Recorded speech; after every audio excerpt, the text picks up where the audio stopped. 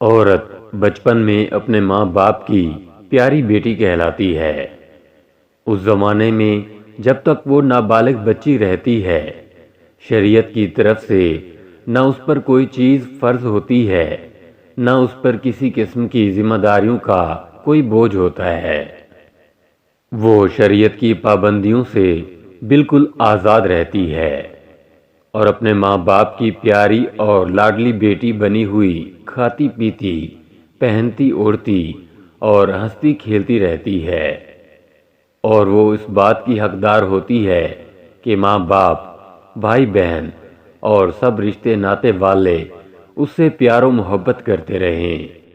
اور اس کی دل بستگی اور دل جوئی میں لگے رہیں، اور اس کی صحت و صفائی اور اس کی عافیت اور بھلائی میں ہر قسم کی انتہائی کوشش کرتے رہیں، تاکہ وہ ہر قسم کی فکروں اور رنجوں سے فارغ البال اور ہر وقت خوش و خرم اور خوشحال رہے۔ جب وہ کچھ بولنے لگے تو ماں باپ پر لازم ہے کہ اس کو اللہ و رسول صلی اللہ تعالی علیہ وآلہ وسلم کا نام سنائیں، پھر اس کو کلمہ وغیرہ پڑھائیں۔ جب وہ کچھ اور زیادہ سمجھدار ہو جائے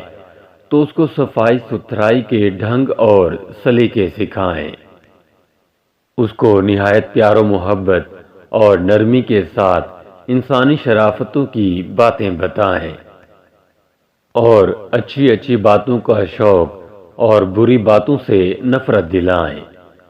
جب پڑھنے کے قابل ہو جائے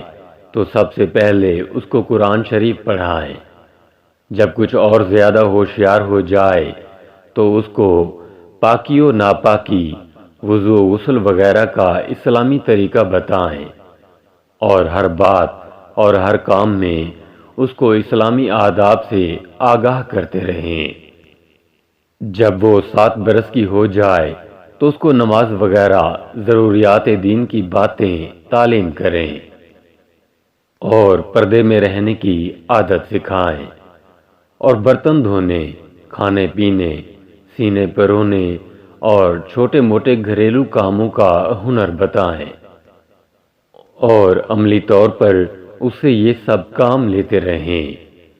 اور اس کی کاہلی اور بے پرواہی اور شرارتوں پر روک ٹوک کرتے رہیں، اور خراب عورتوں اور بد چلن گھرانوں کے لوگوں سے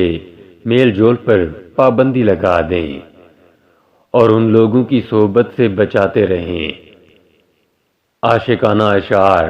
اور گیتوں اور عاشقی معشوقی کے مضامین کی کتابوں سے، گانے بجانے اور کھیل تماشوں سے دور رکھیں، تاکہ بچیوں کے اخلاق و عادات اور چال چلن خراب نہ ہو جائیں۔ جب تک بچی بالغ نہ ہو جائے، ان باتوں کا دھیان رکھنا ہر ماں باپ کا اسلامی فرض ہے۔